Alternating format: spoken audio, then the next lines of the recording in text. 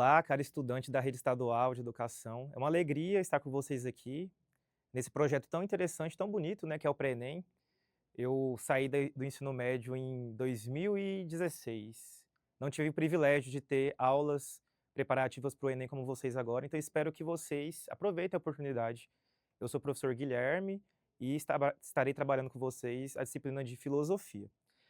A filosofia, ela é algo assim um pouco, não usual na vida do cotidiano das pessoas, e muitas vezes nós temos uma dificuldade muito grande de compreender o que é filosofia de fato.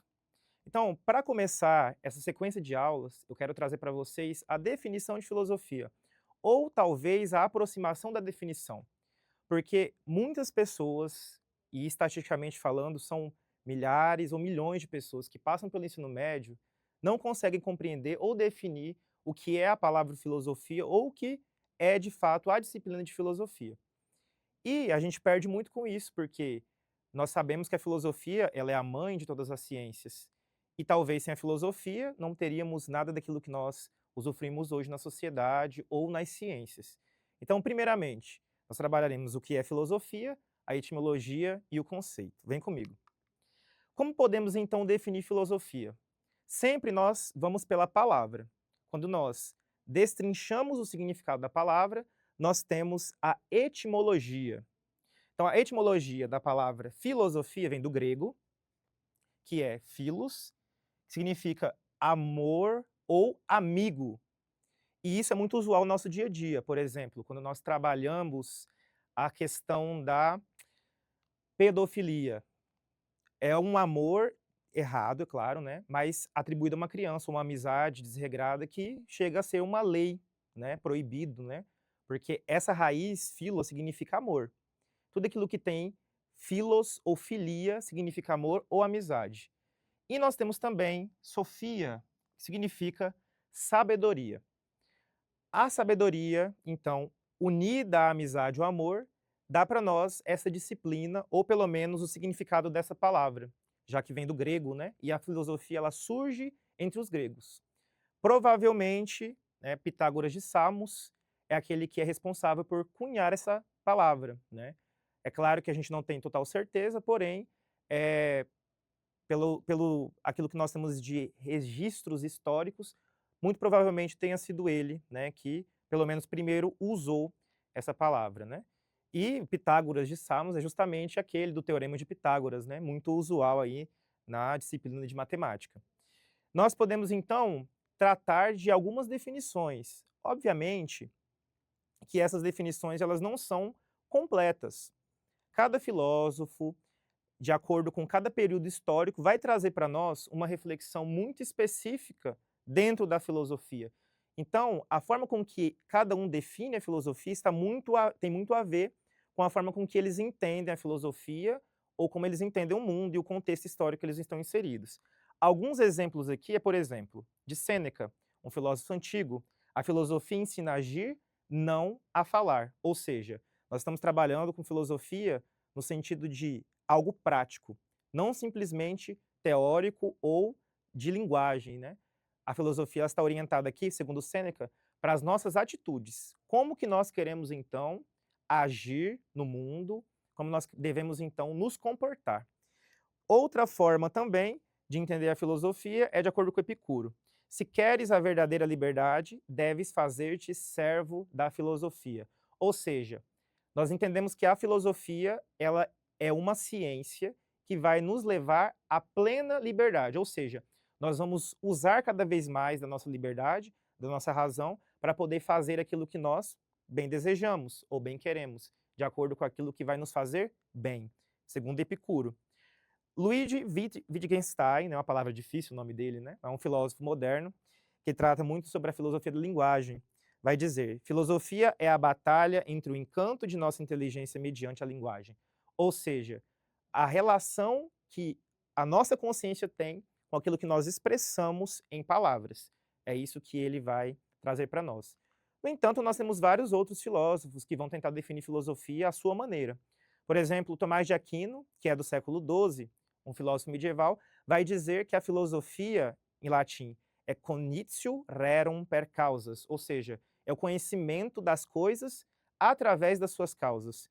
Ele, justamente um filósofo muito conservador e religioso, vai trazer algo muito característico da filosofia antiga, sobretudo de Aristóteles. Então, cada filósofo vai dar à filosofia, à sua filosofia, ou ao conceito geral de filosofia, as suas particularidades e a sua forma de entender. Dito isto, nós trazemos então uma questão, a primeira questão, para que a gente possa refletir então o significado de fato do que é filosofia. Então vamos ler junto? A palavra filosofia tem origem no grego antigo, sendo composta pelos termos philo, que significa amizade ou amor, e sofia, sabedoria, como nós dissemos anteriormente. Tradicionalmente atribuída a Pitágoras, essa expressão não designa alguém que possui a sabedoria, mas aquele que a busca constantemente. Ou seja, aqui nós estamos tratando de um princípio até socrático, né? Ou seja, a sabedoria, ela não é algo que é dado definitivamente, mas é algo que precisa ser buscado continuamente na nossa vida. Ao longo da história, a filosofia se constituiu como uma atividade racional e crítica, voltada para o questionamento da realidade, das crenças e dos valores humanos. Diferentemente de outras formas de conhecimento, como o mito, a filosofia não oferece respostas prontas nem se baseia em verdades absolutas, mas desenvolve argumentos fundamentados na razão. Nesse sentido, filosofar implica uma atitude de inquietação diante do mundo, marcada pela dúvida, pela reflexão e pela investigação. Nós temos aqui dois conceitos importantes: mito e não se baseia em verdades absolutas, ou seja, a filosofia ela se opõe ao mito e também busca uma verdade e sempre busca essa verdade porque ela não é algo absoluto. Então nós temos aí então a pergunta dessa questão. Com base no texto, a filosofia pode ser compreendida como? Então vamos lá junto? Letra A. Um conjunto de verdades definitivas transmitidas pela tradição cultural. Quando nós tratamos de filosofia, nós não podemos dizer que a verdade é definitiva. Então essa alternativa está errada. A verdade ela é sempre mais melhorada de acordo com as nossas reflexões e buscas filosóficas. B. Uma forma de conhecimento baseada na aceitação de explicações míticas sobre a realidade. Nesse sentido, nós podemos dizer que a filosofia ela é justamente o contrário. Ela é o contrário de uma explicação mítica. Então, essa alternativa está errada.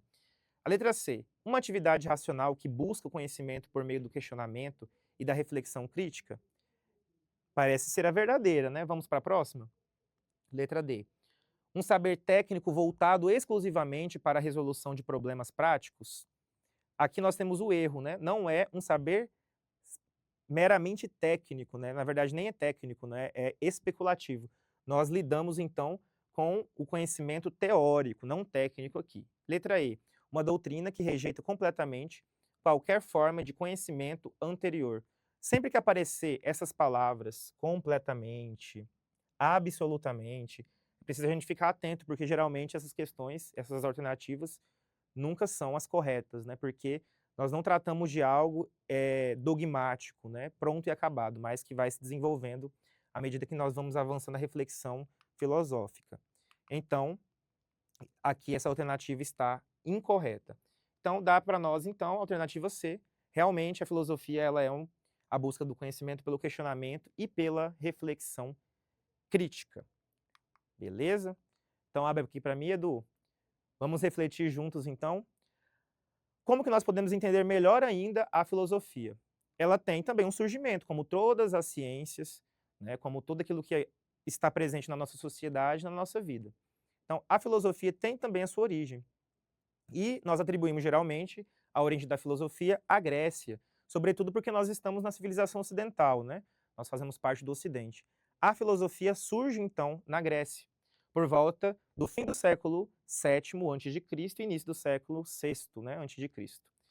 Esse período é um período que marca uma grande expansão marítima entre as polis gregas, né? A gente sabe aí que a Grécia ela é composta de várias cidades-estados.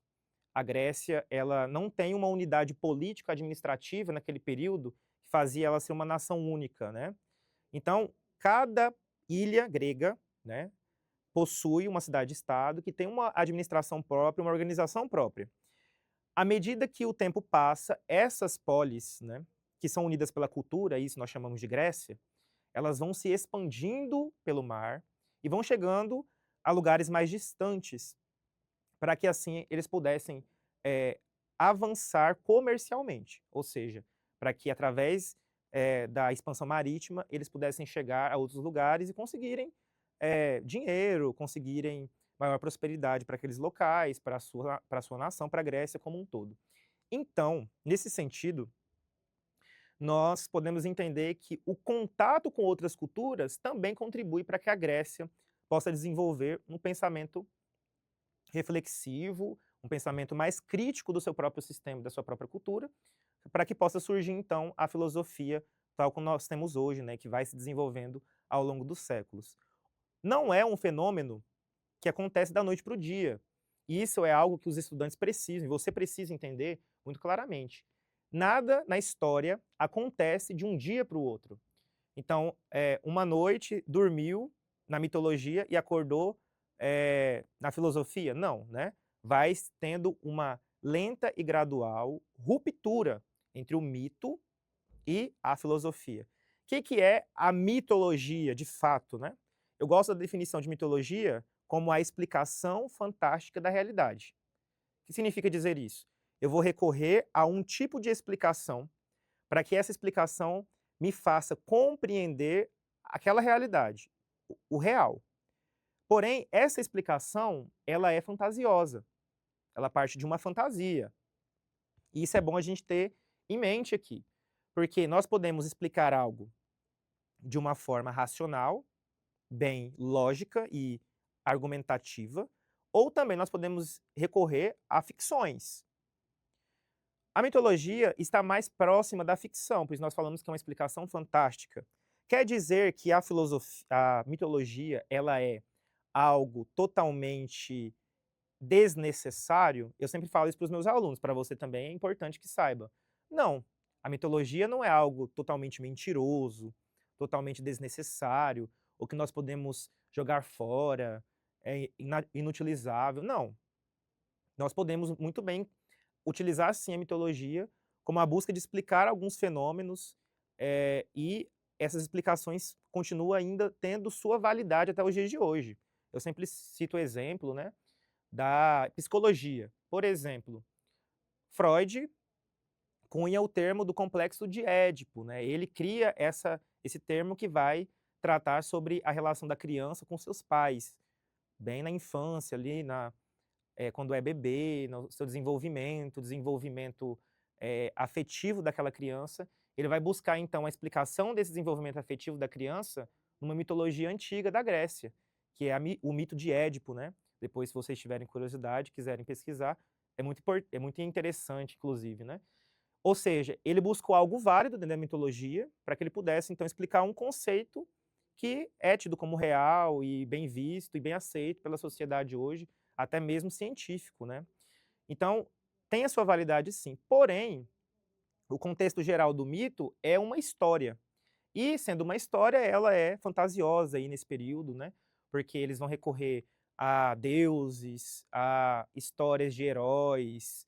Não se sabe ao certo até que ponto que aquelas histórias aconteceram ou não, ou que foram acrescentadas, aumentadas, ou realmente foram criadas do zero.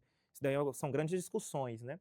Porém, a mitologia, muito presente na mente daquele povo, eles tinham a tendência a explicar tudo através dela. Um exemplo que eu gosto de dar bastante nas minhas aulas, é muito didático, é o exemplo dos raios. Como que eu posso explicar então o raio?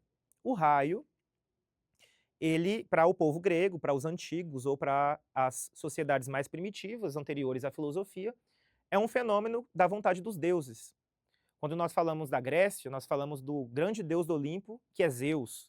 Quem já assistiu aí Percy Jackson, né, vai saber muito bem aí dos personagens que eu estou falando. Então Zeus é o grande deus do Olimpo. Esse deus do Olimpo, ele é o deus dos raios, o deus todo-poderoso, que faz cair raios, trovões, né? E isso era um motivo de muito medo naquele período, ainda mais numa sociedade que era muito marítima, né? Que enfrentava muitas tempestades no mar. Então, encarar uma tempestade e uma chuva com raios ou trovões era algo assustador. Para eles, então, o deus mais importante era Zeus.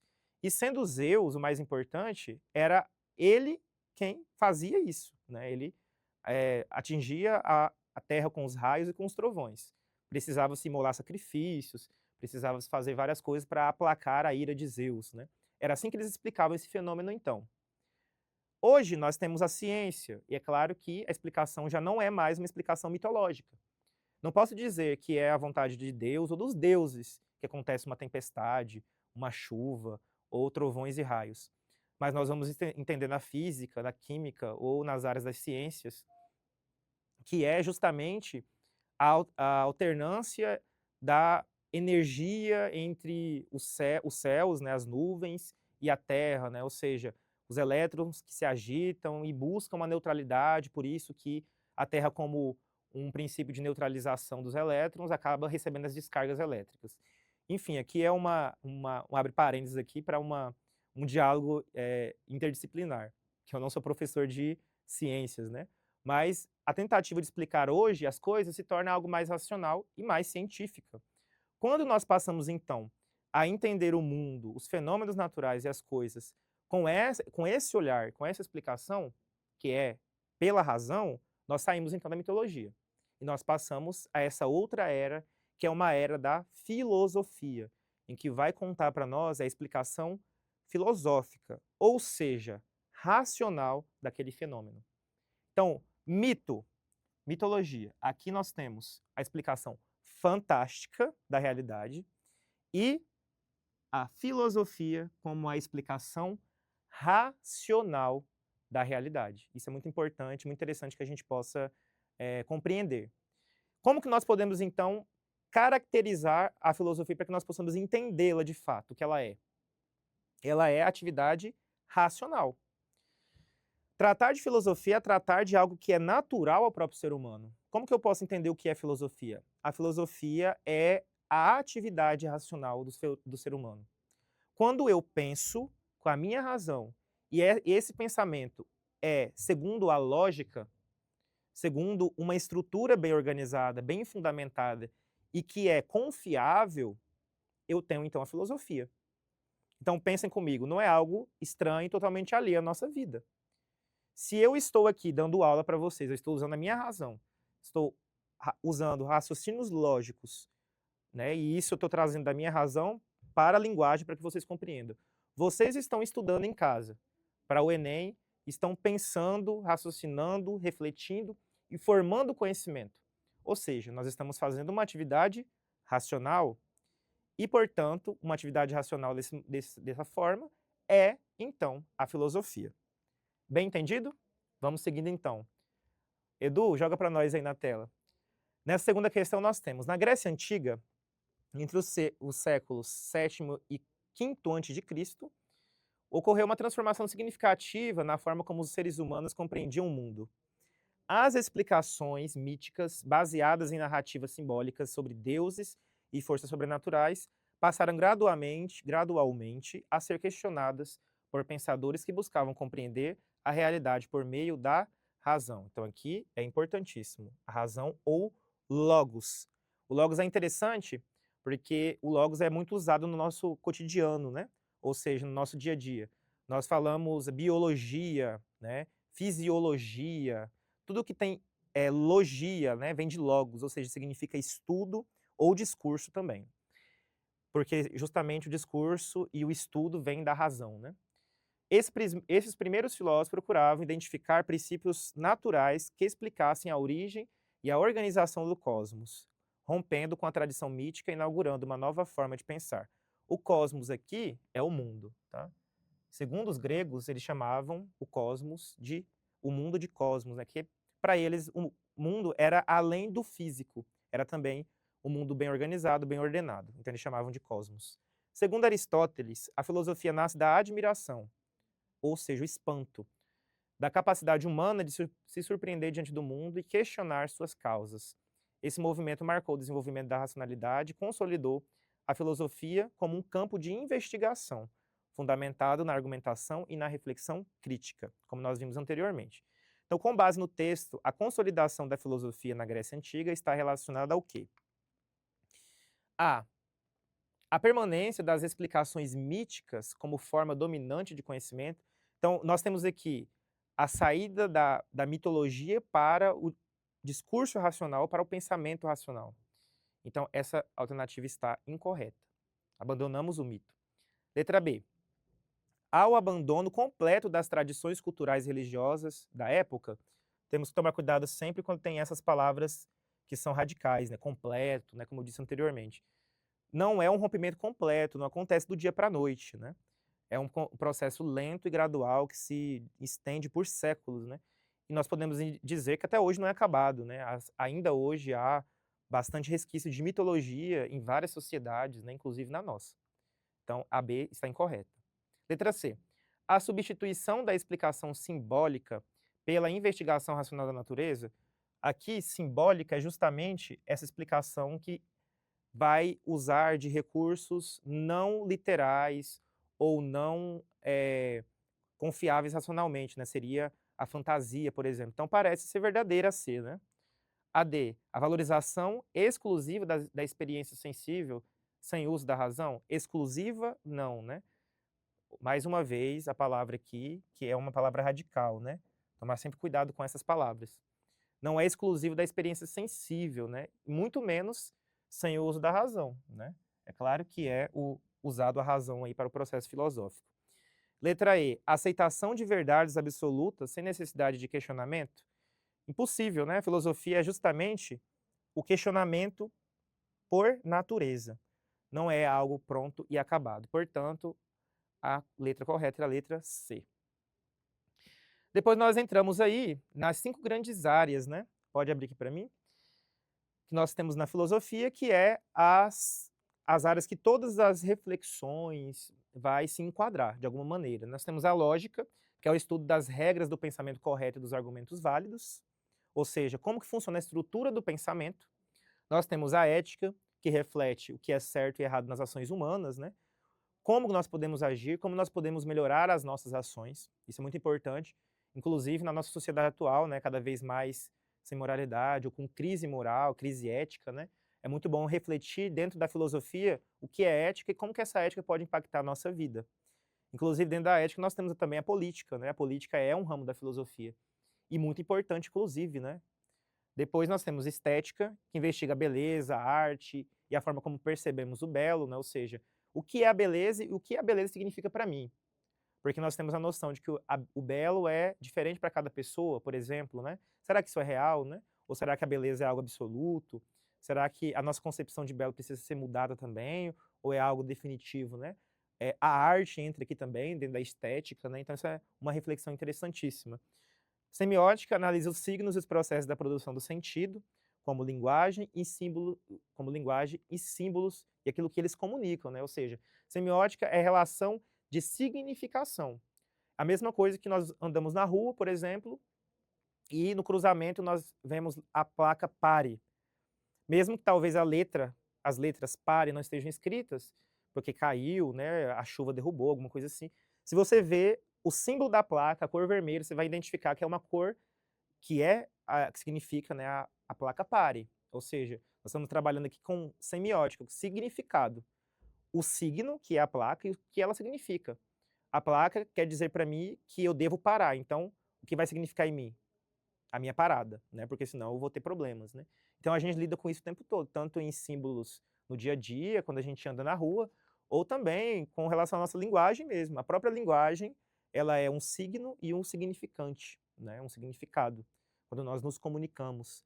Tanto que nós precisamos aprender outra língua, nós aprendemos todos os códigos dos signos deles para que nós possamos entender o que cada palavra daquela língua significa para nós. E a metafísica que busca compreender a realidade mais profunda, aquilo que existe além do mundo físico. Nós trabalhamos com coisas que são as causas, os efeitos, a religião, Deus, a alma e assim por diante. Aquilo que não podemos expressar ou apalpar fisicamente, né? Seria a metafísica. Tá bom? Edu, pode jogar na tela aí. A questão 3, então. A filosofia, ao longo da sua história, se estruturou em diferentes áreas de investigação, cada uma voltada a problemas específicos da experiência humana. A ética, por exemplo, dedica-se à reflexão sobre a ação humana e os critérios do que é considerado justo ou bom. A estética investiga a natureza do belo, da arte, da experiência sensível. Já a metafísica busca compreender a realidade em seu sentido mais amplo, questionando a existência, o ser e os fundamentos últimos do mundo. Então pense que aqui seja tranquilo, né? As definições, ética, comportamento, ação boa ou ruim, estética, beleza, né? A natureza do belo, que é a beleza, e a metafísica, aquilo que está para além daquilo que é físico, a própria explicação da realidade, né? Essas áreas não são isoladas, mas expressam diferentes modos de abordagem filosófica, diante das quais fundamentais da vida. Assim, ao analisar uma obra de arte, discutir um dilema moral ou questionar a natureza da realidade, o indivíduo mobiliza distintos campos da reflexão filosófica. Então, considerando o texto, assinale a alternativa que apresenta a associação correta entre a situação e a área da filosofia correspondente. Então, vamos lá, letra A.